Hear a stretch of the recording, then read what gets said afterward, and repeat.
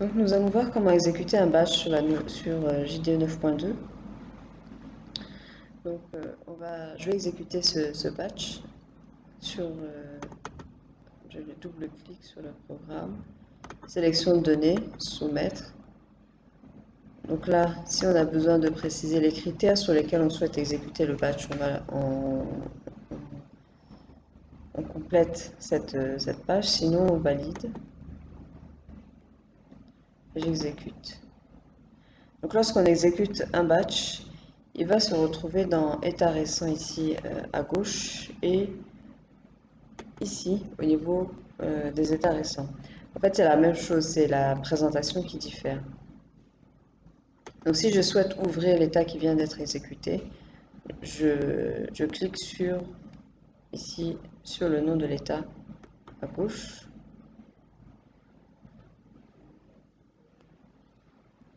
Voilà, le système a chargé le PDF et je l'ouvre. Pareil en haut ici, il suffit de cliquer sur l'état, le système charge et j'ouvre le PDF. D'accord? Donc, deuxième chose, ici sur le nom juste avant le nom du batch, il y a un petit icône en fait, avec un code couleur. Quand ce code-là, cette icône-là est vert, c'est que l'état s'est terminé. Qu'il ait fait ou pas quelque chose en fait, il s'est terminé. Ensuite, si vous avez ce symbole, un triangle avec un point d'exclamation, et le code dont on parle ici, c'est le statut de l'état. Vous le trouvez ici. Donc là, je clique dessus. Voilà, ici, ce statut. Donc si c'est vert et puis D, c'est qu'il s'est terminé correctement.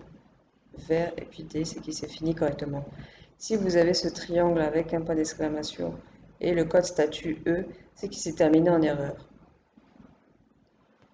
Si vous avez ce symbole et le code statut, donc ici, T, c'est qu'il est en traitement. Si vous avez ce symbole pause avec le code statut à S, c'est qu'il est en file d'attente. Donc il y a plusieurs batchs qui vont s'exécuter avant que celui-ci ne puisse s'exécuter. Si vous avez ce symbole pause avec le code statut W, c'est qu'il est en attente. D'accord?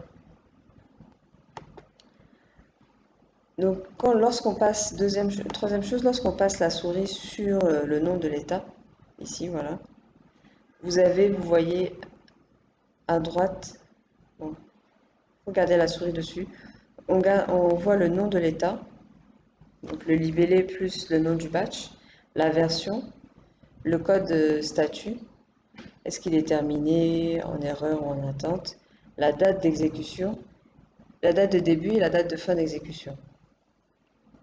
On retrouve également ces informations en haut ici, mais de façon plus synthétique en fait. Ici, on retrouve le nom du batch, R0010P, la version, et la date et l'heure à laquelle le traitement a été soumis.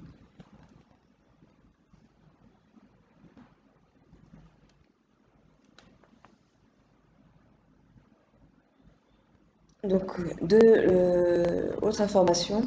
Donc, c'est le dernier batch qui a été exécuté qui va s'afficher en premier dans la liste ici. D'accord? Pareil pour là-haut. Les informations sont vraiment identiques en fait, c'est juste la présentation qui change. Deuxième, autre point, à un certain moment, je peux avoir besoin de supprimer des états dans ma liste ici. Donc, on va cliquer sur afficher statut travail, qui va refaire en fait une synthèse, qui va récupérer tous les états qu'on a lancés pour un utilisateur donné. Donc là, par défaut, c'est mon compte utilisateur. D'accord?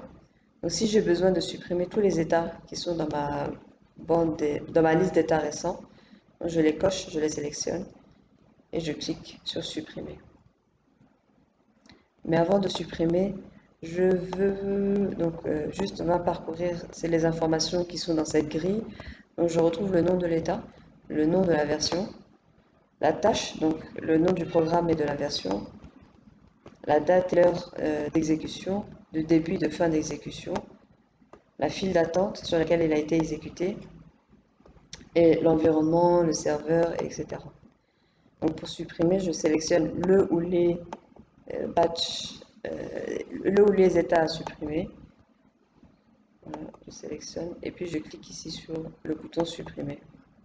Voulez-vous vraiment supprimer la sélection? OK. Donc ils ont disparu ici et ici dans l'état récent, je rafraîchis. Voilà, on rafraîchit ici. Mes états ont disparu ici et ils ont également disparu ici en en-tête.